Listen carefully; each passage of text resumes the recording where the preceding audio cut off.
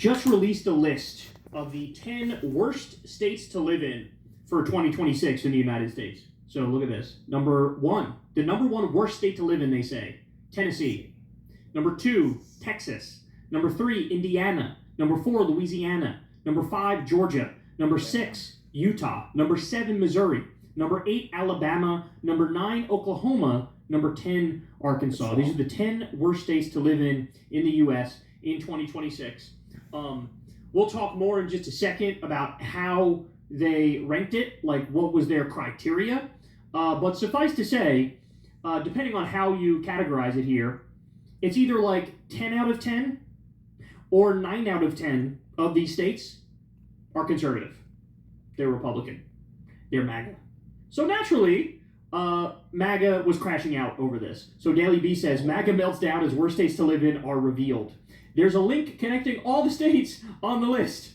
Several MAGA and Republican figures are fuming over a list of the 10 worst U.S. states to live in, all of which are red states. CNBC's ranking factored in several quality of life issues. So here's how they ranked it. Healthcare, reproductive rights, crime rates, air quality, civil rights laws, inclusivity, like broader quality of life type stuff. That's what they did. Based on this methodology, CNBC ranked Tennessee as the worst state to live in the U.S., followed by Texas, Indiana, Louisiana, Georgia, Utah, Missouri, Alabama, Oklahoma, and Arkansas. By the way, this is not to say that a lot of these states don't have a lot of natural beauty. In fact, I would argue many of them on the list do have a tremendous amount of natural beauty. I brought this up to Crystal, and she was like, I fucking love the state of Tennessee. And it's like, absolutely, it's a gorgeous state. It's just, you wouldn't necessarily want to live there, depending on what you're looking for in your state, right? And they tried to measure it as objectively as possible, and this was the results.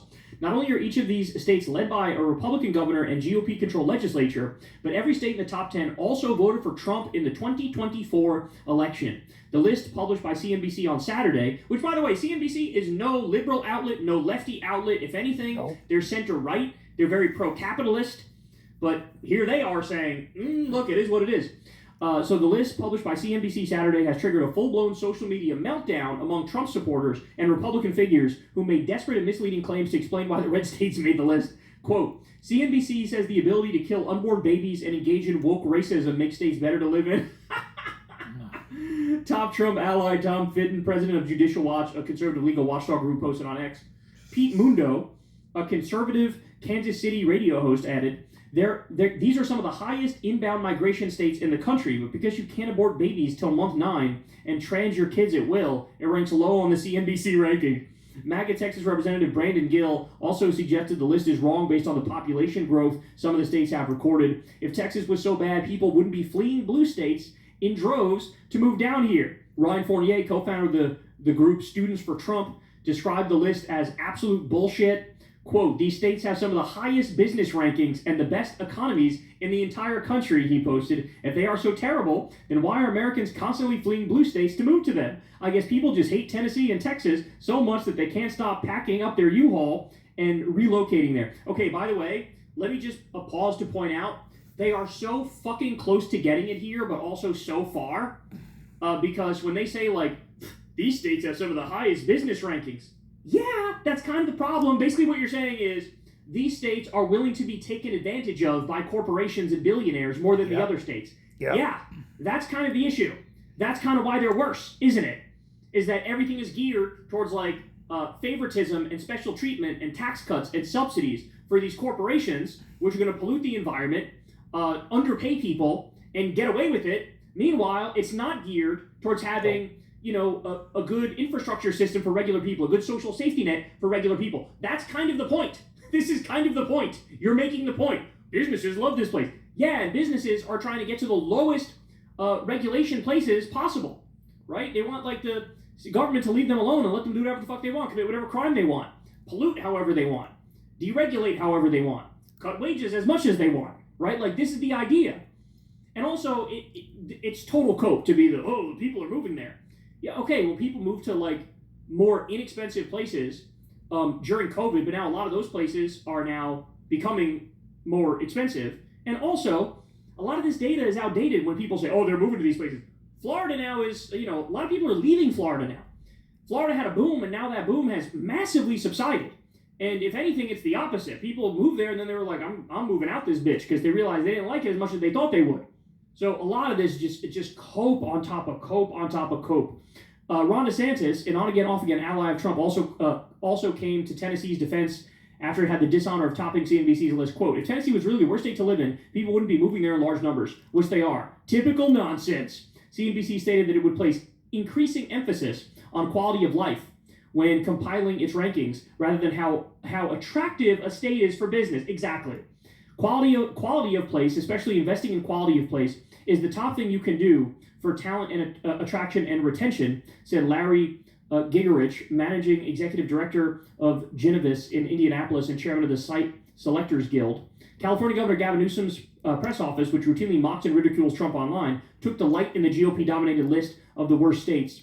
Quote, notice something in common, all led by Republicans, many suffering from California derangement syndrome, the account posted. By the way, would you like to take a guess what state was number one on the list of best places to live? New York. New York. So funny. Are all in the bottom.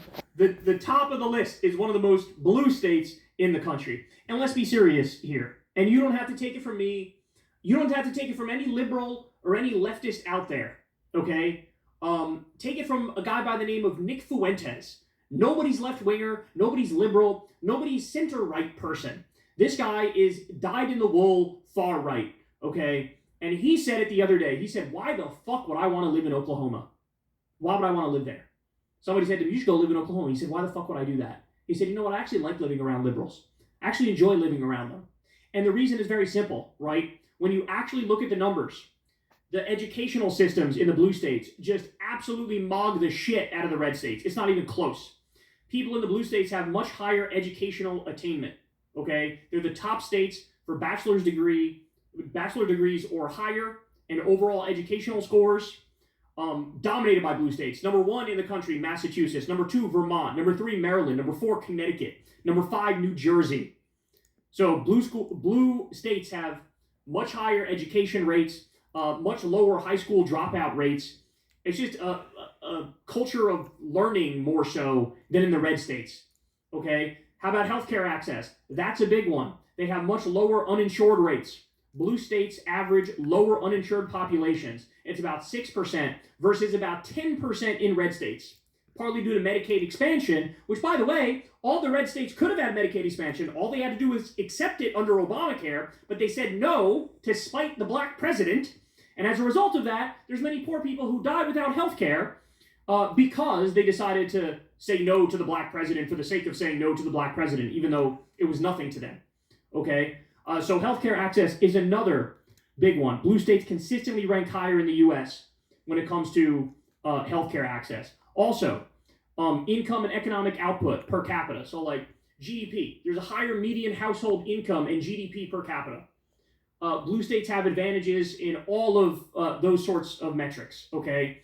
The environment. You have stronger environmental protections, and they perform better in every list on that stuff. Even violent crime. This is one of those things where, you know, you hear all the time Republicans say, oh, we're the tough on crime party. We're the tough on crime party. Democrats are weak on crime, weak on crime. Really, that's interesting because when it comes to violent crime rates, there's lower homicide and murder rates in blue states. So, how about that? So, again, like, it's just like, what do you value? What do you value? Do you value a functioning society? Do you value having a social safety net? Do you value good infrastructure? Do you value good schools and good hospitals? Do you value being surrounded by people who are reasonable? Or do you value being in the sticks by yourself with no amenities or infrastructure and you're on your own, right? Look, if you fall into that category, granted, okay, you'll be good in rural Tennessee. Go out there and do your damn thing. But if you value any of the other things that we all value in a modern society, well, then I'm sorry. The blue states are just objectively better than the red states, and they can cope and whine and bitch and moan all they want. But deep down, the reason they're flipping out is because they fucking know it. They know it. I mean, what's the thing that like gets people to go to these states? Oh, we'll cut taxes on corporations. Oh yeah, I can't wait to get there. If I was a fucking massive billion-dollar corporation. It'd be great to be in one of these states.